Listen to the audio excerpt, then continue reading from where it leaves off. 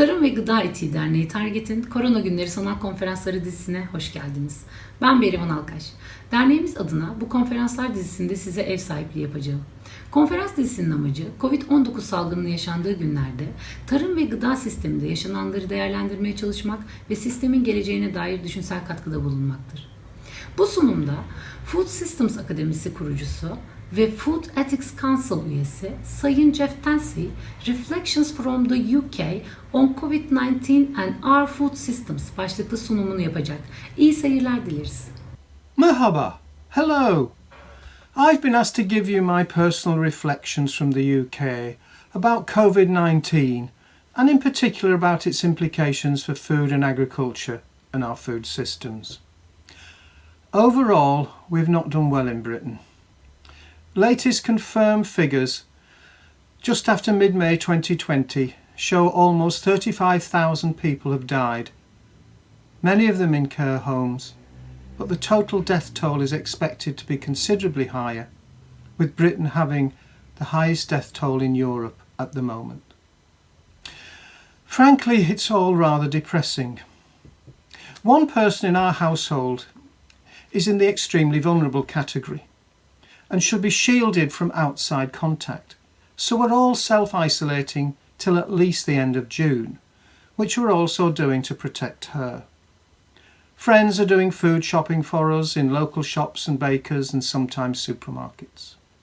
And just 3 times in the last 7 weeks, I've driven a short distance to a nearby town to friends who bought shopping for us there, and they put it in a boot of the car at a safe distance.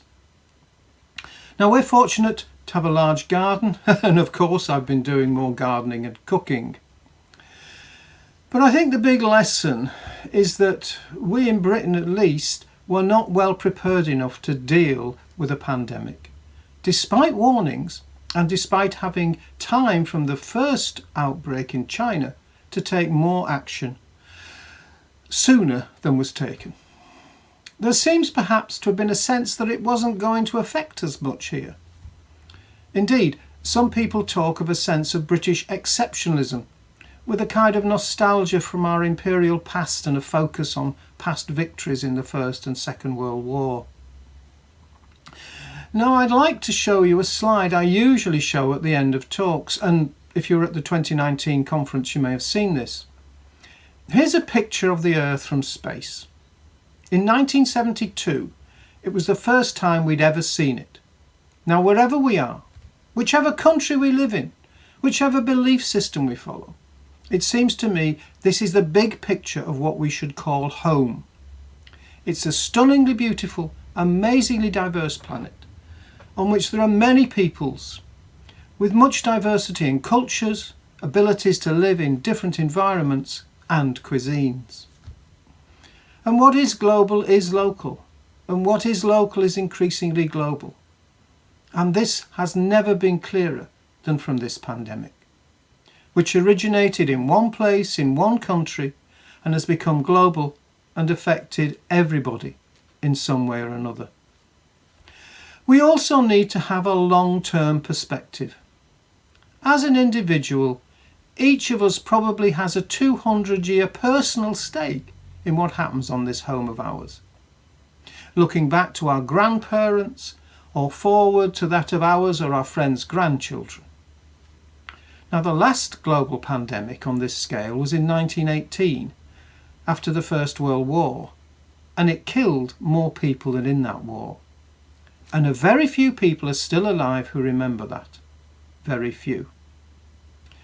What was clear, and many governments had, and our government had, at the top of its list of concerns was that another pandemic would happen. Just no one knew when. Yet, when it came, despite carrying out an exercise in Britain in October 2016 to show the things that needed to be done to prepare for future pandemics, and having some time to prepare, we were not sufficiently prepared in the UK. Now, both domestically in the UK and in the world, there is a great deal of inequality. And whilst this virus can affect anybody, in an unequal world, the inequalities show up more clearly in the impact of both the disease itself and the measures taken to deal with it and how they impact on different people, falling hardest on the poorest, migrants, different ethnic groups, and so on. In Britain, when the government started to talk about a lockdown and confining people to their homes, there was what was said to be panic buying in supermarkets. This is when people stocked up on food, realising they were going to have to cook for themselves and eat all their food at home. Something that Tim Lang, Professor of Food Policy at City University London, says could also have been seen as sensible preparation, something that they never expected and probably didn't have the stuff in the house to cope with. But it was better off people who could afford to stock up and strip the shelves, so that some people, including some of those who are working in the health service, who are poorly paid or don't have access or capacity to stock up, who were left short. Suddenly too, the supermarkets were handed both a huge challenge and an enormous financial bonanza. Their sales rose dramatically as the government shut down the entire hospitality sector or food service sector, which served in 2016 nearly 8 billion meals, which cost over £50 billion, through around 250,000 outlets using £11 billion worth of raw materials.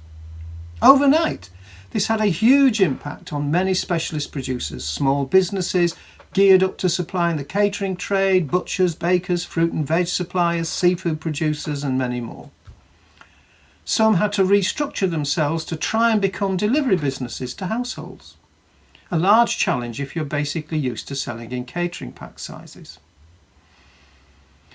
It also became clear that the migrant labour that the fruit and vegetable sector in particular relies on and has relied on to pick harvest was a major problem, and that produce may well get left in the fields unpicked. It's also true in other parts of Europe.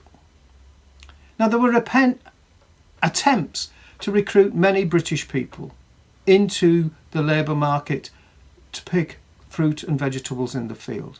But in many cases, both the skills were lacking and the willingness to work in the poorly paid and difficult living conditions in which migrant workers were expected to work, and which were clearly unable to meet the needs for social distancing, better called physical distancing, required to minimise the spread of the disease. We'd already seen in Britain in the last decade a huge increase in household food insecurity and the use of charitable groups to feed people going hungry through a hugely expanded network of food banks, normally run by many volunteers, many of whom were in the most at-risk category, being elderly or over 70 and told to stay at home.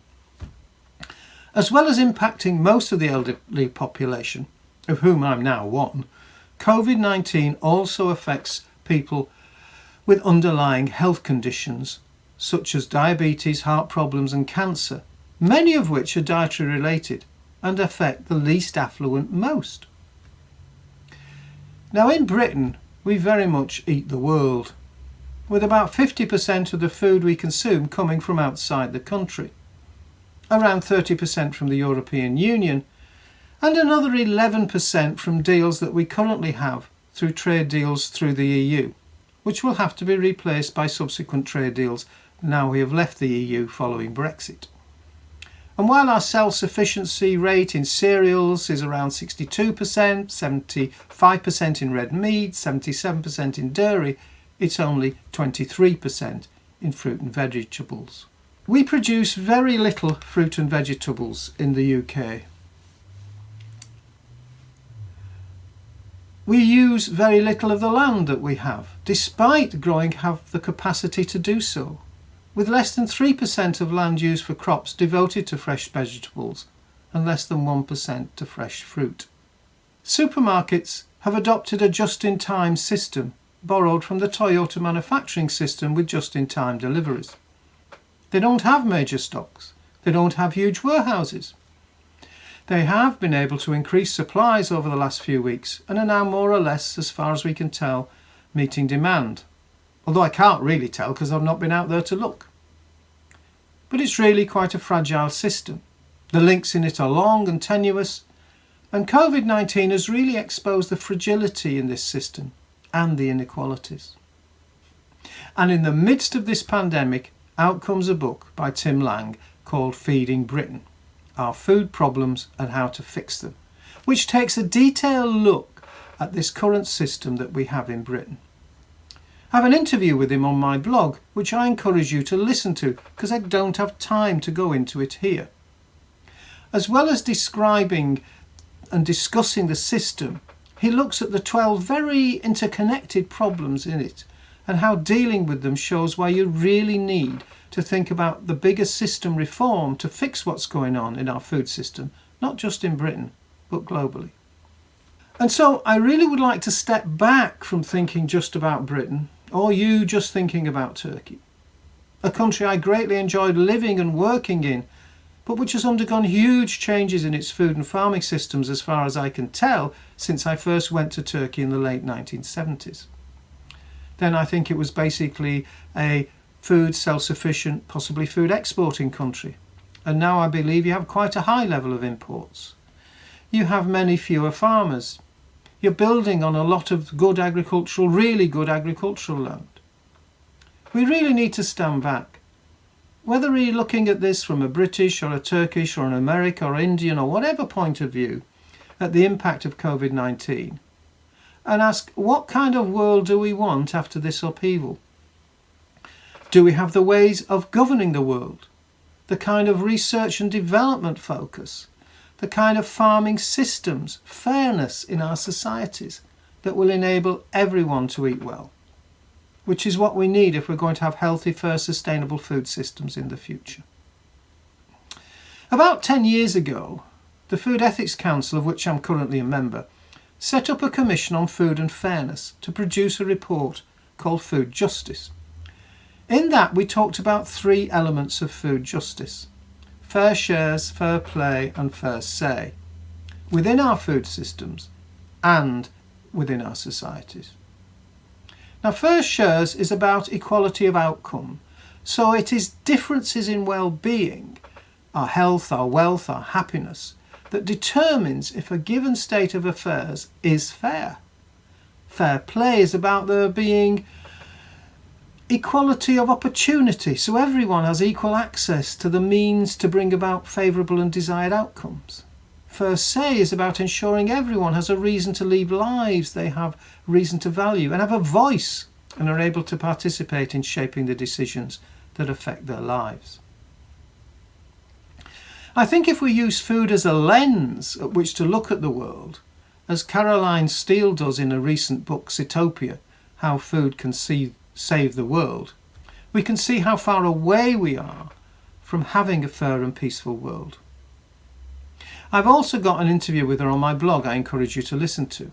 Now, government systems are often stuck in silos, with different departments finding it difficult to work across those silos. In the UK, as Tim Lang points out, we have many different government bodies looking at different aspects of the food system, and it's the same in the United Nations system. They can become competitors looking after their own turf rather than cooperative structures, focused around key problems and able to manage the key private actors that increasingly shape what goes on today. Now, COVID-19 has shown, however, that the world's governments can respond to a global threat when that threat is acute and immediate.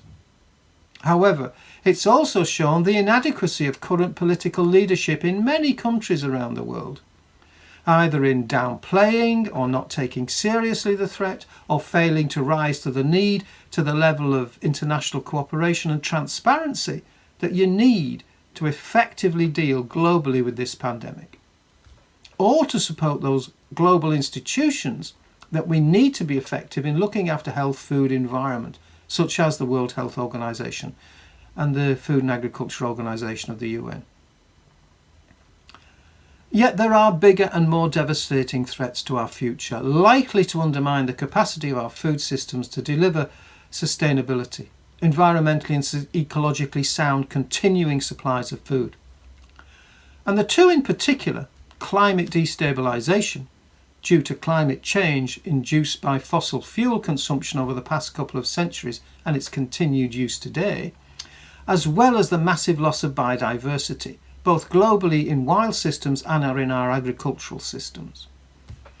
When our challenge is to ensure biodiversity is enhanced, from the seeds to the fields to the foods, so a more heterogeneous food system can actually be more resilient in the face of climate destabilisation, and also be an element in addressing that. Now, these are slow-moving, earth-changing pandemics, but without the immediate consequences that we see through Covid-19. It could be a wake-up call if we don't go back to the structures that we have before and see this as a time for change. And one of the big changes I think we need, which I also did a blog about recently, called "It's Time to Turn Swords into Ploughshares, Bombs into Bread and Soldiers into Good Samaritans," please have a look at it, is that we really do need to refocus where we spend the money and the scientific and technical resources we use on the planet, away from spending on military activities, which are totally inadequate to address the viral pandemic or global climate change or biodiversity loss. So what if we had an annual 10% switch of funding from military spending in every country in every year from 2021 onwards, and use that to address these other challenges and to move funding into the kind of cooperative responses we need? Then we will stand a much greater chance of getting through this century without massive conflicts and suffering. We could use the operational, tactical, logical, organisational skills that you see in the military and turn them from forces for war into forces for peace, humanitarian assistance and disaster response. But we also need to build on the positive things we've seen from Covid-19 across the world. People have not turned on each other, but rather have sought to help one another. They've stepped up here in the UK, where 750,000 people volunteered to assist the National Health Service. Thousands of people are active in ensuring people don't go hungry during this period. Local groups, not just in Britain but around the world, are seeing that by acting together cooperatively, they can provide mutual aid and assistance within their local communities and networks. Now, these are positives which needs to be built upon following this terrible experience, despite the inadequacy of so much so-called global leadership. One of the things that Covid-19 has so clearly shown is who are the real key essential workers if we want to keep society going. They are the people who ensure food reaches us from field to fork, from sea to shore. They are the people who move food around, deliver health services, enable travel to happen, and transport systems to function to keep the key services going. These people have traditionally been undervalued and poorly rewarded for what they do. Food is the only part of the environment that we have to consume every day in a healthy way to maintain ourselves as functional human beings. Now, for a country like the UK, which relies so much on the rest of the world to feed it, and whose current government response seems to be to leave it to the rest of the world to feed us with whatever we need, and we will not bother to produce it ourselves even when we could do so. The big question is, in this unequal world, is that a position that is fair and ethical for the future? What is the fair share of resources we can use individually and nationally when so many have very little and need more? What is fair play? Who has a fair share and fair say in what happens here in the UK, in Turkey, in all countries when we take a global perspective on our planetary home? Now, one other positive thing to emerge from this dreadful pandemic is the interest it has generated, not just in Britain, but in many countries, in the core question of how do we feed all people well, sustainably, fairly, and a recognition that we're not doing that now. The push for change is coming from the bottom up, from individuals, from grassroots organisations. In the UK, the government is not yet being clear about which direction it wants our food system to go. when combining how to address post-Brexit and COVID-19. Much depends on how it understands food security, around which there's considerable debate, fuelled by this bottom-up push. Research by Hubbub has shown many people's attitude to food are changing in the UK since COVID-19 lockdown. They found most people's shopping or cooking habits had changed since the lockdown, that over half said they valued food more since the restrictions started, and that just under half the respondents were throwing away less food, and just under half of 16 to 24-year-olds saw the lockdown as an opportunity to improve their cooking skills. The food talks run by the Food Ethics Council and others, which are now happening virtually, are also just one part of a push for a refocus post-COVID-19, and you can access the reports from the Council's website. It will be an uphill struggle, as the failure of the UK's latest agriculture bill illustrates through its failure to address food, as Tim Lang points out. But it is a struggle that must go on, both in the UK and worldwide, if we're to deal with these slow-moving, earth-changing pandemics of climate change and biodiversity loss, and ensure that there's a fair share of food for everyone on our stunning planet. The good news is that more and more people across the world are realising the need for fundamental change, and that the post-COVID-19 time might be the best chance for it in a generation. Thank you.